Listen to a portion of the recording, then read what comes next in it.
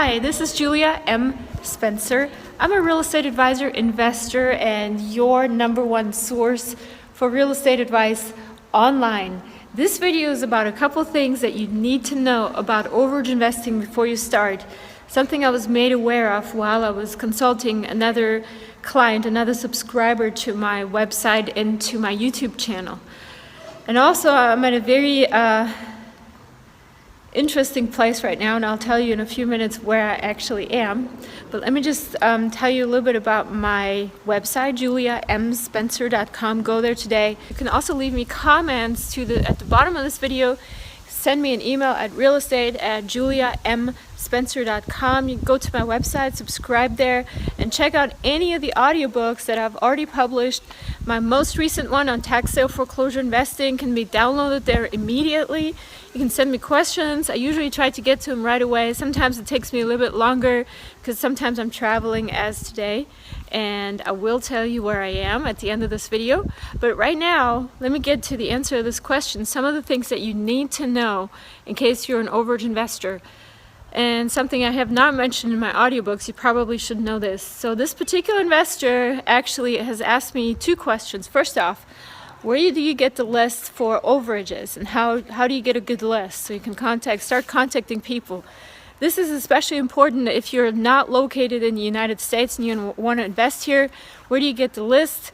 How do you know if it's a good list, and so on and so forth. And the second question was some of the things that you need to be aware of in terms of a waiting period to get the county officials, to give you the overage amounts to disperse to your clients. So let's answer the first part of this question. How do you get a good list? Well, first off, the overage investor that I interview in my audiobook on tax sale foreclosure investing, he actually subscribes to a skip trace type program and to find people, but he also has a specific software program that he uses that basically sends him information about every single tax sale that happened in the United States. Now, there's some states that will not be feasible for you to invest in overage investing, simply because there won't be any overages, because those states basically are bid down the interest or bid down the ownership, so there's not going to be an overage at all anyways. So there is no amount that goes above what is owed. It's just the amount that's owed, plus you basically bid just on the interest, and the person that bids on the least amount of interest is going to get that particular property. So those states kind of fall off. And in my audiobook, in my newest audiobook on tax sale foreclosure investing, I tell you exactly which states those are that you can't invest in overages and which ones you can.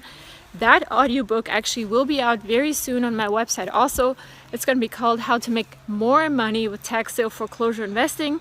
So make sure you subscribe, and also that way you will get a message as soon as I have a date or when the particular audiobook will be out.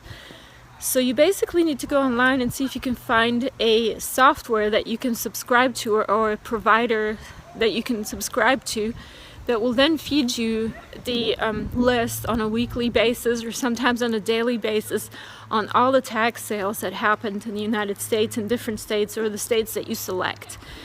Now, I told this particular subscriber that the best way actually to get a list is actually to go to the tax sales yourself and make those notes, how much money was overbid on a particular property. That's kind of like cumbersome, and you don't get a lot of hits on that just because there's not so many sales that you can go to. You're just one person, so it might be better if you want like a real comprehensive list of all the states to find a subscription service to feed that information to you. Okay, so let's get to the second answer of this video, which is some of the things that you need to watch out for if you're doing overage investing. So one thing that you need to know is that overages, if you're trying to get a piece of the overage amount, first off, it depends on whether there are other claimants. So a mortgage, or maybe somebody else who has a lien against the property, actually also has a claim on that overage. So including the IRS, actually, believe it or not. And the IRS actually also has a claim on any tax sale foreclosure properties as well. So if you buy a property that has an IRS lien or any kind of lien, it is advisable to wait at least 120 days before you kind of get that overage amount or start filing the paperwork for your client, for the owner, to get that amount. So basically, if there's an IRS claim on a property, you basically, if the IRS does not make a claim on that particular overage or the overage amount or the property at a tax sale foreclosure, they have about 120 days. Most claimants have around 120 days also. So you can't really get any kind of overage amount. I would definitely wait for about 120 days so you can be for sure that there's no other claimants there. You have to check your tax commissioner's office to see if you're required to notify them or who is notifying any other claimants, and proceed from there. It might be different for every state, so I don't know what state you're in, so you need to send me a message or leave a comment and ask me for any particular state so I can check on that. Another thing that you need to check for if you do an overage investing is create very good contracts that put you on contract with the actual original owner for the overage. And this, I've heard this actually from county officials, that they say that sometimes the original owners are elderly. They don't really kind of have a full grasp on life anymore. They have kind of dementia issues, and sometimes they don't know what's going on. They don't have anybody to help them, bless their heart. But they will sign several contracts with several different overage investors, and so now whose contract is first, you don't know, and you're into this big legal mess, and you're not really sure whether you're going to get that overage amount that you're investing for. So you need to check on those things. The last thing that the investor asked me about is where can he get forms?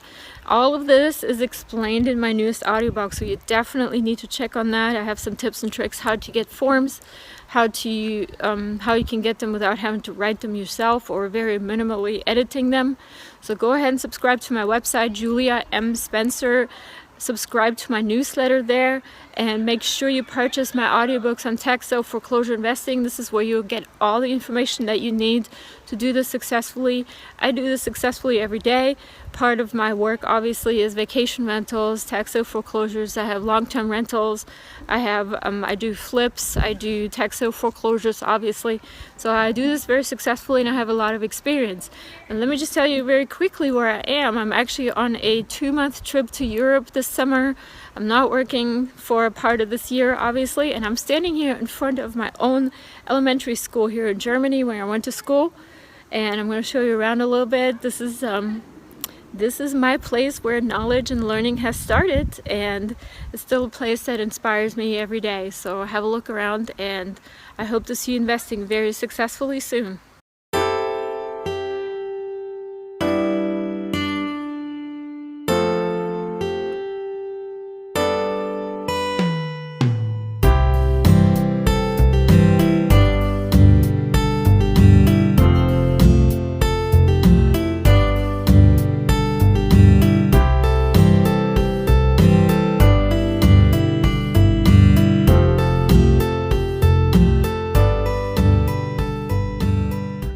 For your free guide to real estate investing, visit juliamspencer.com.